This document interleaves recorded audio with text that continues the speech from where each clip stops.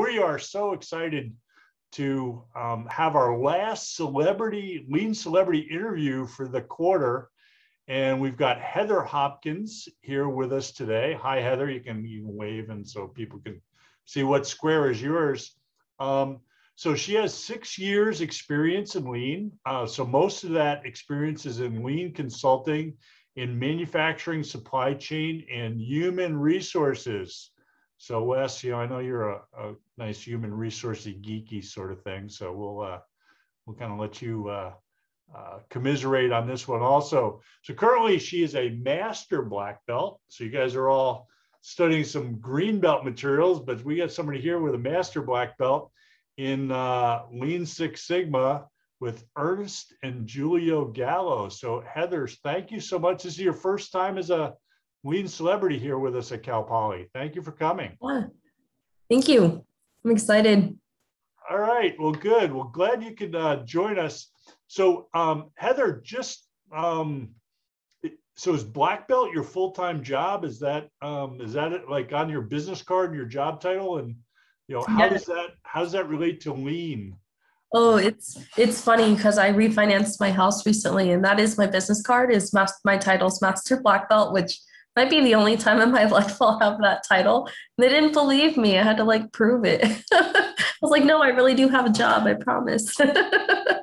So is Ernest and Julia Gallo have is there a stable of master black belts, or where do you live, or how do you reside in the organization, or what does that look like? Oh, it's an interesting dynamic in a virtual world right now. So for those of you who don't know, E&J Gallo Winery, we're headquartered in Modesto, California, which is north of where you guys are right now in the Central Valley. And enterprise-wide, we're about 8,000 employees internationally, the majority of which do reside in California. And there's a small business unit at Gallo that's called our Lean Six Sigma unit. It consists right now of about 15 people, and we're internal consultants to the organization. So what happens is as our company is growing and evolving, when there's times where there's problems identified to go solve or strategic thought partnership needed, they call on our team to come. My specific role as a master black belt is that I oversee a group of black belts that are deployed consultants across the enterprise to help solve problems or be those thought partners. Probably one other fun element about Gallo is that we're a vertically integrated company, which means that instead of just being a manufacturing company or just being a sales company, we own end-to-end on our value stream. So if you guys are studying value streams, Gallo owns land. A fun fact is that the Gallo family owns the most private land in California outside of the state of California. So we have deep-rooted history in owning vineyards and having strong partnerships with grape growers. So we own the majority of the land that our grapes are grown on. We own companies that pick the grapes, grow them, etc. We own the transportation companies that have the semi-trucks that drive the grapes to our manufacturing plants. We have plants that crush them and turn them into juice. We have plants that turn that juice into a bottle of wine. And then we have sales companies that sell that wine. So when we think end-to-end value stream, we have everything from raw materials to the final sale of the product. And the diversity of problems and opportunities that are coming up along that way, that our team goes in to help be a support system to the business to optimize that overall flow. Yeah. No, yeah, that's interesting. And I don't know if there's any organizations that we've talked to or people from organizations we've talked to this quarter who have, I think Gallo has a relatively formal Lean Six Sigma system, sort of in place with an office that actually has that title and whatnot. So so master black belt and black belts, and then are there could you explain this a little bit, sort of how that works? Are there green belts leading teams and black belts come in and help them, or they start them, or What does that look like? What does that dynamic look like?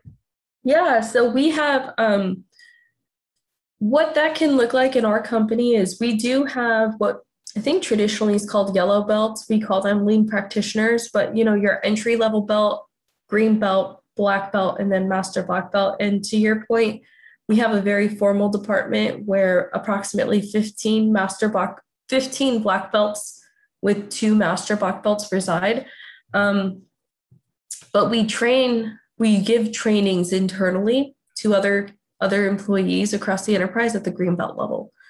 So as an example, in our company, we have about 90 green belts that are certified.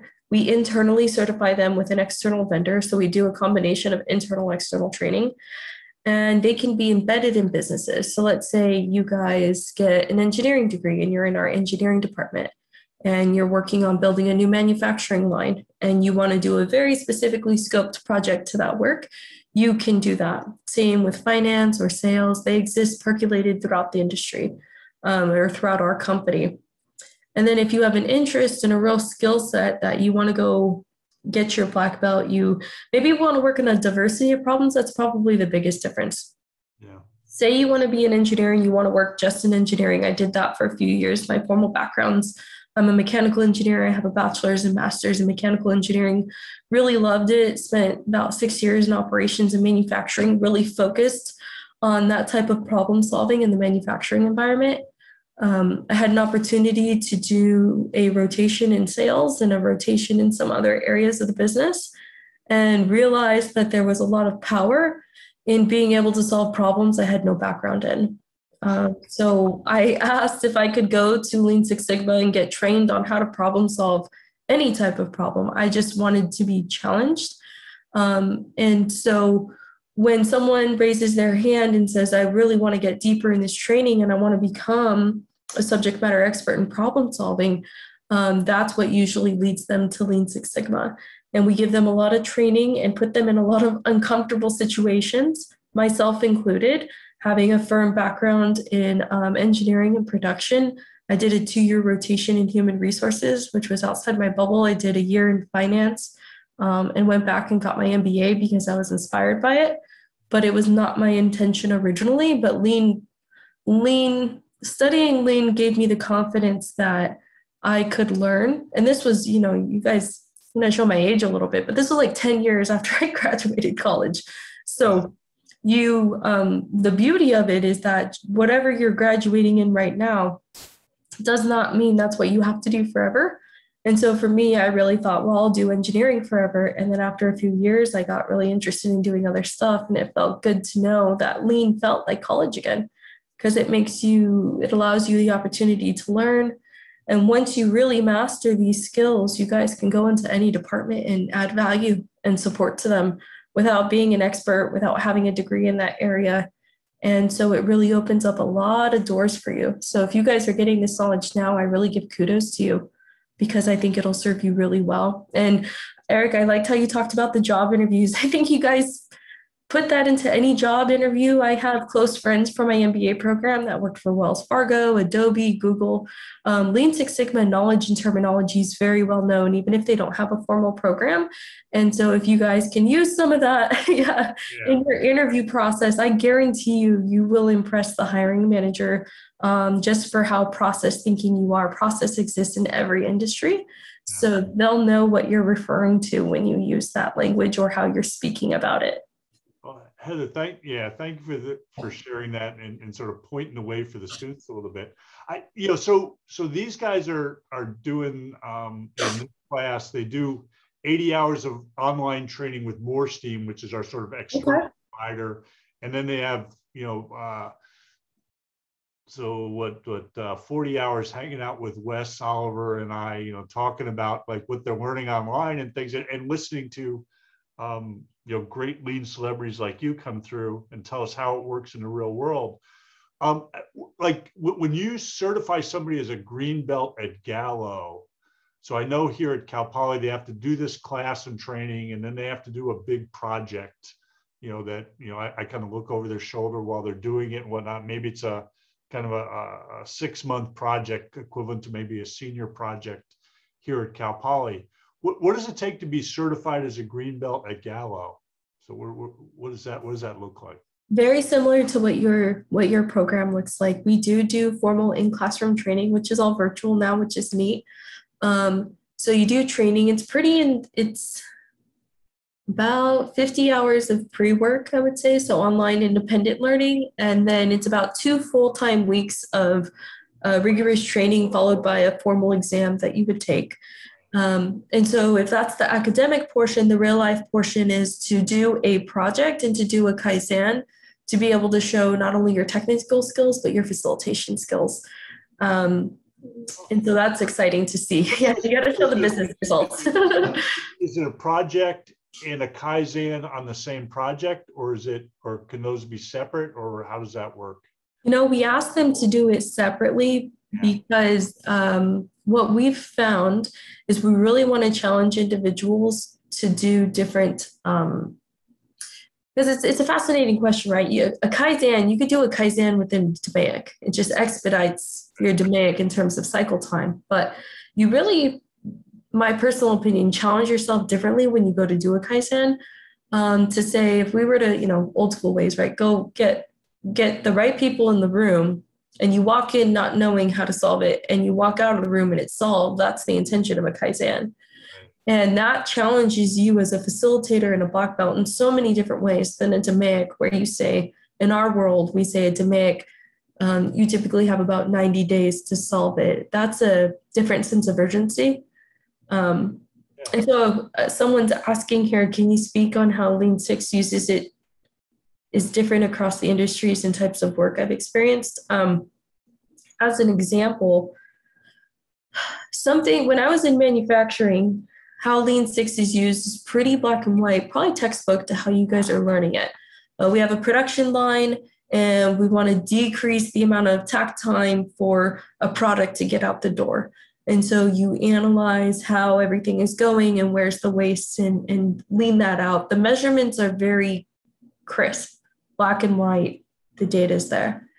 When you do something with HR around employee engagement, and human resources says, we're going through a global pandemic and we would like to bring our whole workforce back to work, but maintain employee engagement, Heather, can you do a DMAIC on that?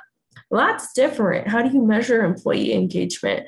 And how can you do an analysis and correlation that proves the countermeasures you're taking make a real difference in the way that you want them to? Anytime you go to measure something that's not really clear, to me, one, I get excited about it because if it was easy, it might be boring. But two, it's really fun to see that the tools that you're going to learn will add value no matter what problem you're looking at. And so whether it's a financial report or it's sales is pretty fun. Sales says, hey, we're going to launch a brand new wine to this market. We're forecasting to hit this much. How might we hit that? And I say, well, that's not a problem. It's an opportunity. The problem hasn't happened yet. We're not looking at the problem saying, we forecasted to hit 100,000 cases. We only hit 80,000. Why? We're trying to be proactive and say, how might we mitigate the risk of us not hitting 80? How might we truly hit 100? And so sometimes we take these same tools and flip them upside down. And instead of going into your root cause analysis to say what went wrong, you might flip it and say, what could go wrong? Or how might we mitigate the risk for this to be perfect? And start having fun. Yeah, well, and Heather, I certainly realize this, and what the students are realize too is, what you just said, taking this sort of Lean Six Sigma knowledge and approach, and not just looking at problems, but being in that sort of proactive mode, not only proactive, but also proactive with marketing people, which are like, this is like oil and water mixing. And the fact that you've sort of achieved that is really kind of remarkable. We're just starting. I think that is really exciting. So in our company, innovation is a very big push right now. We're growing as a business. So the alcohol industry is doing very well right now. And we're trying to push ourselves to say, how might we do better? How might we do more? How might we connect with different markets? How might we continue to grow internationally? traditionally, Lean Six Sigma has been full-time busy in our manufacturing world, which is kind of the birthplace of Lean Six with Toyota. But our finance teams are tapping us, our marketing teams are tapping us. And what we're finding is we have to be innovative with our tools and templates to make it match for them. Even in speaking the language, maybe the examples we give when we talk about 5Sing, our PowerPoints used to always show 5S would be a dirty garage before, and now you have a clean garage, or a dirty tool set and now a clean tool set. Made complete sense in a manufacturing environment. What makes sense for an IT environment? I just did a 5S with IT, and we did share drives and SharePoints, and they have MS Teams and Google and all these different areas where they store data and files. And we went through a 5S event where they got all of their digital documentation cleaned up. That was really fun. Same tools, same knowledge. A few years ago, I would say, oh, I can never lead an event in IT. I don't have a background in it. But when you start to boil it down, you realize that when you really master these tools, they're value add to any industry. You just have to figure out what makes sense for them and seek to understand. And it's pretty impressive how well you can acclimate to any industry and become a consultant is really what you guys would be on a journey to do. Yeah. So Heather, I want to encourage our students to ask questions and things, and let's try to get them on screen. So I'm going to ask you to refrain from reading their question. We'll force them to like pop on the screen here. So it looks like Daniel's got a question for us. Daniel, you want to pop on? Yeah. Hey, thanks Heather for coming in. I wanted to ask about how you transitioned to Lean after working in engineering for a little bit. How was that transition for you, and how easy was it for you to pivot like your careers? Because I'm studying accounting. I think it's a great start, but I don't know how that's going to go well for me when a few years down the road, if it turns out I might want to do something else. Good question. That is a really good question. Because I felt that nervousness too when I was graduating. It was like, oh man, I spent all this time in school and now I'm going to go get a job and I'm like stuck. I almost felt claustrophobic about it. So I went into manufacturing and I was there for about 6 years, and I started getting really curious about other areas of the business. And we landed on a manufacturing problem we could not solve. We were bottling champagne, and when we were making it, it started foaming really bad, like it was shook up, but we didn't. And we were shut down for 5 days, and we got what we thought was our best and brightest minds, and we could not figure it out. And we called Lean Six in, and 3 days later they had it solved. And they were very methodical, and I became really inspired by that, and I raised my hand to go. The transition was challenging because they learned differently. They would go do Gembas in different areas of the business I had never been, and it was a little intimidating. The great news is that they invested a lot in my education and my training, and really made it a very welcoming environment that you did not have to know all the answers. You just had to be willing to learn. And they did a lot of Gemba walks, if you guys have learned about that. So they would say, hey, have you ever been to our finance department? Why don't we walk over there and meet them? And you can job shadow and sit in on a meeting. You don't have to participate, but you can observe, so you can begin to understand how these things go and who the players are and what the processes are. So doing Gemba walks really helped me. And then just being open to learning. So anytime someone was like, I'm going to go sit with the marketing team, do you want to come? I'd say, sure. And the more that I became open to even small meetings, then my confidence started to grow and I started to learn a lot more. So if you start in accounting, what's so great about accounting is that they always say cash is king. And so you get to see how money flows. And what's fascinating is in our world, all of our financial departments, including accounting, I mean, when you talk about leaning out a business, accounting has the final say. So they're like, this is where we're spending money. You want to lean it out. I mean, at the end of the day, a business becomes, how do you make more? How do you spend less? And they have all those answers. So we're actually seeing a lot of people coming in from our finance departments into Lean because they're like, how we know this information, but we want to help the business. And then they come in and gain skill sets and knowledge, and it's pretty cool. That was an amazing answer. Thank you. Thanks. Hannah. Hi, thanks for coming on, Heather. I was just going to ask, how do you navigate or deal with stagnant companies or employees as a consultant when you're trying to improve a process? Because I know a lot of the time they can be kind of, resistant to change. Yeah.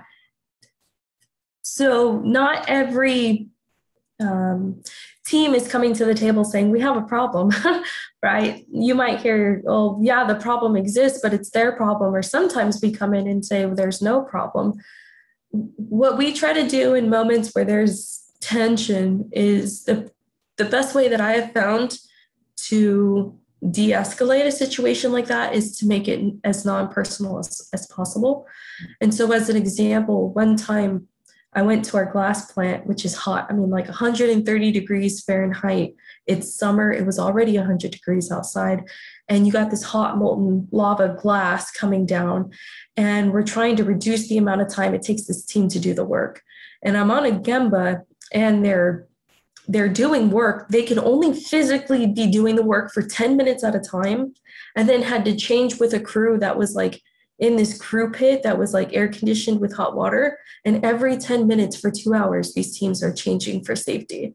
And I'm sitting there at the time, I was 8 months pregnant, trying to track and watch everything. And so one of the older guys, came to me and was like, what are you doing out here? And started talking with them. And he's like, are you just trying to, limit the amount of hours we get or not paid? And it was like, no, I'm just trying to understand and striking up a conversation, personalizing with them. Like, no, I feel like my grandfather did glass work and how are you doing? Was the best way to connect with them. And then that story lived with me for years. So what I've realized is, number one, if you guys are learning in your define phase about Gembas, to go see, seek to understand. Number two is voice of the customer, trying to understand everyone's perspective and make it known that they're being respected and valued.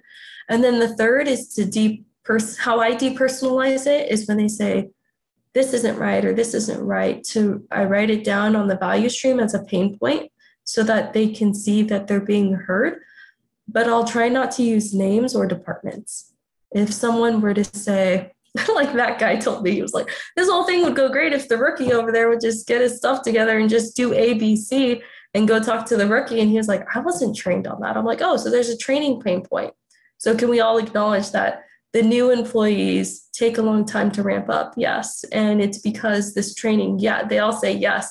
Even though they're joking around about the person, very quickly it de-escalates if that resonates. Thank you so much. Yeah. Very good question. Yeah. Yeah. Now, how do you know when? Sorry, I just want to do a follow on because I'm interested to hear. It sounds like prior to coming here, we had kind of similar charges in our jobs.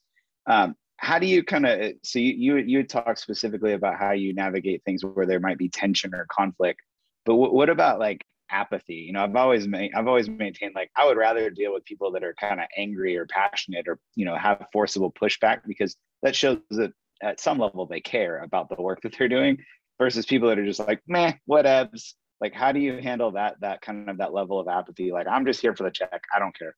Yeah.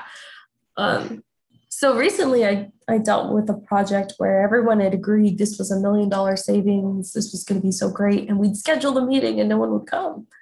And or the one or two people would come, came late, had to leave early. So from a process perspective, it was like, hey, can we all align on the fact that this is a problem? Yes.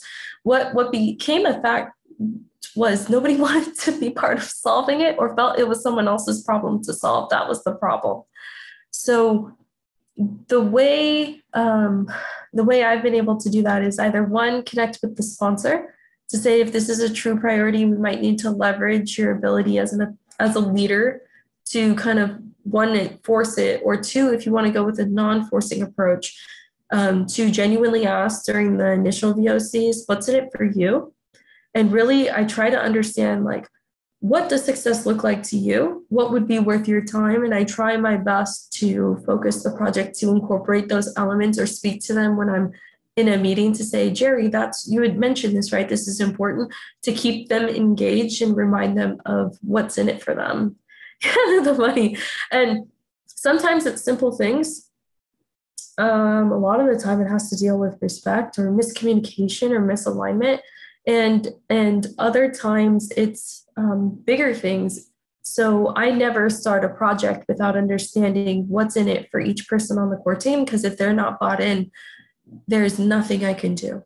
It does not matter if you know how to solve the problem, because the reality is, as a black belt, we do not solve problems. We don't. We can't. We don't own the processes. We don't own the teams. Anytime we have seen someone overextend themselves and say, I can do it, I want to be the hero, I'm going to come in and solve this problem, and then they walk away, the solution and whatever they implemented walks away with them. So as an example, a couple of team members who used to be engineers and then went into Lean Six were like, we had this great idea. They wanted to be able to optimize the way that manufacturing employees were communicating to one another, and it was a loud environment outside. And so they invested quite a bit of money into something we called rotocubes. And rotocubes are about 5 feet tall, and they're whiteboards with 4 sides on them. And they decorated them and put colorful tape on them and made them really nice looking and put them all over the manufacturing plant. They did not engage and enlist the employees. They did not do Gembas or seek to understand how this would go rolling it out. And they were very proud of themselves in installing them. At the time, I was on the opposite end. I was in charge of a manufacturing team watching this kind of unfold. And within about 2 days, almost all of them were vandalized. And what they had on there written was Robocops, because without engaging and enlisting, what they had put on there was magnets to show when you're green or red for performing your job duty. And how the employees took it was that it was just a way for management to micromanage them, and that they would only stop and talk to the employee if it was red and not green, which made them feel undervalued. And so they completely rejected the countermeasure. Now, was that project successful? No. But the black belts at the time said, we installed these things, they're beautiful, took a picture, walked away, called it a successful project. So you always have to remember what your role is. You always have to remember who the real customer is. And when you talk about sustainment, I agree. I think, Wes, you said earlier you didn't like control. I don't like the word control either. It's truly about that sustainment plan, that when you go to hand off, you got to remember from day one, who's the champion, who's the customer, and making sure that they're bought in and engaged along the way. You know, it's like been 6 years since that time, and we have rotocubes today and they work. But it took about 1.5 years of true work and engaging and enlisting to make them work. So the solution was right from the beginning. The engineers weren't wrong about the solution. They were wrong about the change management. They were wrong to not engage and enlist. And they were wrong to not understand who the true customer was. They were technically right, and in reality, they were wrong. And so if that's any encouragement as you go out there into the business, just remember that although we might know all the tools, we truly don't know it all. And if you remain humble like that, you'll be extremely successful. Well, Heather, you know, I really want to thank you. I think Gallo is more than lucky to have you on their team and working with things. And we would love to have you back again in the future to talk to students. I'm going to go ahead and say we're going to wrap it up at this point and say thank you. Thank you. To sort of close things out, though, I'm going to turn my view onto gallery view. I encourage you to do the same. I would like everybody to turn your videos on if you can at this point in time. And Heather, thank you very much. We'll kind of give you a little bit of a wave here. I want to get this part on the video and have everybody thank you so much for the time and your contribution. And thank you. Thank you. Great questions. Good luck, everybody. Bye.